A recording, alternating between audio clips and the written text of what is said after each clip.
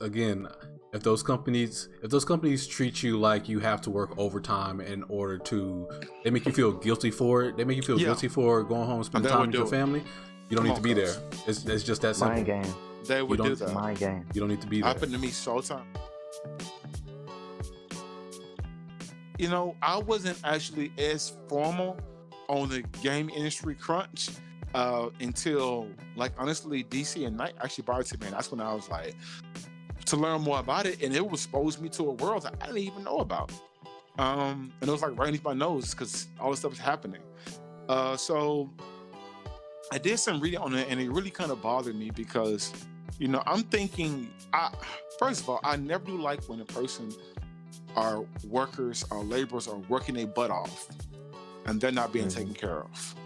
That bothers me a lot because, you know, I've worked several jobs. I worked, you asked Nighties, I worked at UPS, moving boxes in a hot trailer. And I got stories about that. I've worked jobs at being at Target, dealing with employees on Black Friday and dealing with managers and all kinds of stuff and so on and so on. I got stories on doing things that was a lot of labor. And at the end of the day, when the people that's doing the hard work should always be taken care of because they are the foundation of your company. Without them, they're the middleman. They're the person who's touching their product to give to your consumer. Without these individuals in crunch to create these these video developers, without them, there wouldn't be we wouldn't have the game. We wouldn't have what we need to play. We wouldn't be able to play these wonderful games like games I read about like Fortnite and Rare Edition 2, where I read about where this was in what was it? It's a business. It was a Business Insider. It was a website I went to, and they talked about how literally they would be working average 70 to 100 hours a week on months on end to try to push out definitely Fortnite when it first came out, and they was having all these new battle world. They was having them work a lot of hours, and some of those hours they said they wasn't even getting OT. Could you imagine working 80, 100 hours and you wasn't even getting like extra pay? First of all, let me tell you something. If I'm working over my 40 hours, you better give me what's mine. Because that's a lot of hours. Some of them I heard stories, I don't know if it's true. I was trying to find more history. Some of them, they were working certain hours and they wasn't even getting paid for a certain amount of time during those time, whatever. That wasn't getting. And that's not. I can believe that. And that's not cool, man. To give you a little bit more, because I got to get some of this, guys. I only got 3 minutes. They finally have they're trying to create a union called the Gamers Workers Unite. It's just, you know, they're still trying to get things going. It's not concrete, but you know, this hurts, man. Guys, 70 to 100 hours. Oh, do you know how many hours that is a week? That's a week. People work 80 hours in 2 weeks. You're working 70 to 100 hours in a week. Do you comprehend that?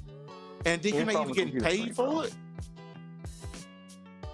Bro, that's all I got to say about it. It's very sad, disappointing. I hope change is coming. It needs to be changed. They deserve it. Twitch people are making billions of dollars off these games, and they can't even pay these people. Go on. Who? Not gonna go first, man. I'm done. Go first, Night. Well, yeah, just to, piggyback on that a little bit. Working like 72 hours. I mean, it's like, honestly, you're not even supposed to be in front of a computer for like a certain amount of time as well. So it's like you're already like messing with your eye health and your mental health too. Yeah. So stuff like that takes a toll on you. 100%.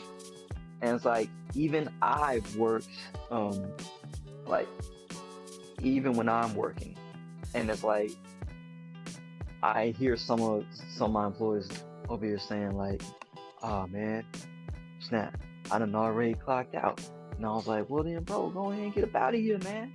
Don't be doing this extra work you're not getting paid for, bro." Talk to him, Knight. Come on now. Shoot. That's not why you're here. Facts. You supposed to protect your family, man. Get your money. If you here, clock back in then. Yeah, man. Talk to him. Come on. And Snap, I have, man, I have a little sympathy for some of the game devs that have been working on like those yearly sport games, because they're getting the blunt of it.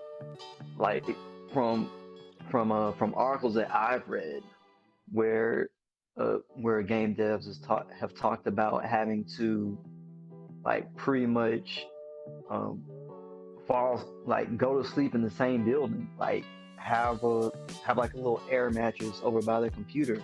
I mean, come on, bro. It shouldn't be like that. And there have been quite a few companies that have been, taking advantage of some of their game devs.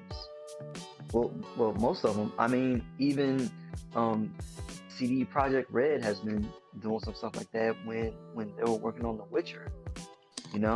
I mean, granted, it's not as bad as it was, and CD Projekt Red, they're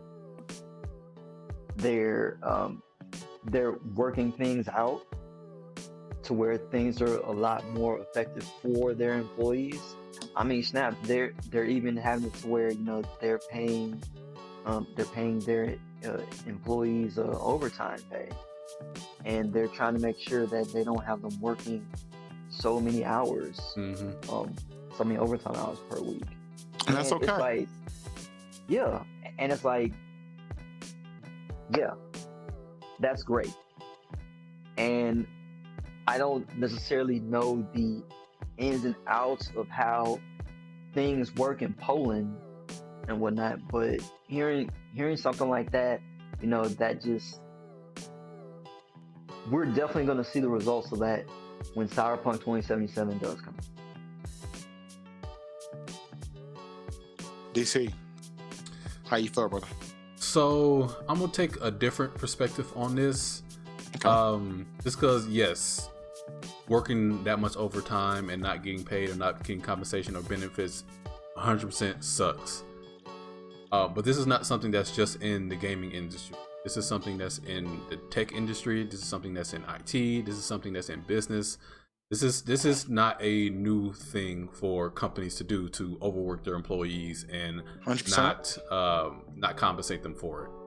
100%. So what I want to tell the people is, especially the employees that are working for these jobs, is, or if you're looking, so let me back up a little bit. So number one, whenever you're going to look for a job, one thing that I always do whenever I'm in an interview and they get to that portion where they say, okay, do you have any questions for us? I always ask them how the work culture is and how the work-life balance is. If they don't give me an answer I don't like, I don't go with it, because work-life, what I've learned from working in those, because I've worked a couple of jobs that's like that, where I have to work 70, 80 hours in a week. What I've learned from those jobs is, if they don't value work-life balance, then it's not for me, because it's not, like Knight said, it's not worth my happiness. It's not worth my mental to work all those hours and be miserable. Yeah, maybe you could get some more money here and there, but it's not worth. What's it worth if I can't even enjoy the time? I can't even enjoy the time to spend with it. You know what I'm saying? And so that's number one. When you're looking for a company, make sure, do your research on their work-life balance and their work ethics. 2, learn labor laws, people. There are a lot of labor laws out there, because a lot of the stuff that these companies are doing are illegal, just flat out, right? Illegal. But people don't know, and they feel pigeonholed by them, and so they just continue to remain in the situation. You can fight against a lot of these companies that are doing these illegal practices. And even if you don't want to fight against them, you have the freedom to leave. That paycheck is not worth your mental health. That paycheck is not worth your sanity. You know what I'm saying? While you're in that position, go look for another position somewhere else. You about to say something, Knight? Well, yeah, Doc. Here's the thing about that, though. Because I've also read that that some game devs that have when they're like given the choice and whatnot to like go home or stay and complete a project, it's like, it's also like a mind game as well. Like Like, okay, so I could go home and spend time with my family, but then you got Johnny over there. He's still staying in, and then my freaking boss, he's seeing that. Well then, dang, he's probably gonna end up getting a better opportunity than me, and then I'm probably gonna be one of the first people to get let go when they do start doing layoffs. So see, there are people that it's like that's what happens with the whole overtime thing, man. It's like when you're put under the whole crunch thing, it's like that works on your mental health and stuff too, man. I hear you, like, but that goes back into the company that you're working for with the work-life balance. And believe me, yeah, I understand where you're coming from where, if I go home, these other people may be looked at highly favorable, or if they work extra, what I'm saying, they may get chosen for positions or whatever. Spend time with your family. That extra look ain't worth it. I'm telling you from experience. Choose time with your family, because a lot of times they don't see, they're not going to recognize you for the work that you're putting in. You know what I'm saying? They're not, because I've had several jobs, and music has too, where you working hundreds of extra hours doing things, going the extra mile, helping this person, make sure you're staying late, and you don't get recognized for it. And so this is how I can agree with DC Ed on this, which I still believe in my topic, but what DC is saying is basically what we're saying is true, but also do your due diligence. Yes. To make sure that you're not part of it. So know about it. Yes. Listen to what we're saying, but that doesn't mean that you can't do anything about it. You're not helpless. Exactly, 100%. You don't have to stay in these circumstances. Because it's also a choice. Exactly. It's 100%. Because if you keep on working those, because going back to my personal experience with working those types of jobs, the longer I worked 80, 90 plus hour weeks, it became normal. Not even became normal. My production level of the standard of work I was putting out decreased. I was doing worse. I was actually doing worse at my job because I was spending so much time there, not getting any rest, that I was actually doing worse at my job. You know what I'm saying? For me, it lowered my efficiency at what I do. You know what I'm saying? And that's with everybody. The longer you take that mental abuse, because it is mental abuse, the longer you take that mental abuse, it shows. Yes, exactly. Sorry. You do. No. I mean, like I said, I was out this group because I remember when I was doing that, the boss, she started treating like it was normal. Mm-hmm. Like, since you could do this, they're trying to see what they can get from you. Exactly, because they're gonna take advantage of you. They're gonna take advantage of you. And they're gonna do it as long as you let them do it too. I'm gonna tell y'all one story, because I always try to give y'all an example, and then because I was trying to keep it short and sweet. DC, remember this. It was at the job I was working at. I was working at Walgreens, and I was managing there, and they had me working crazy hours. We're open on Christmas. We're open on Thanksgiving Day. We're not closed not one day a year. Mm-hmm. And there was one year where DC, he was in college. He had come home. Everybody's in my aunt's house. We're having fun. I was working. The one day I can finally see family spend time with them, I'm working. I didn't get there. I got there maybe an hour, and I had to leave because I had to go to work. Mm-hmm. Then usually what happens is you get one holiday, so you work Christmas, you off Thanksgiving. I had to work on both of them. And that year was one of the years where I said never again, because it was mental, but also emotional. It was almost like I'm giving up my time with my aunt, my great aunt, that I may not even see next year, to work 4 more hours, and they're saying overtime. Bro, that extra 80, 90, $100, it's not worth my memory I can make with my family. I can always get an extra $100.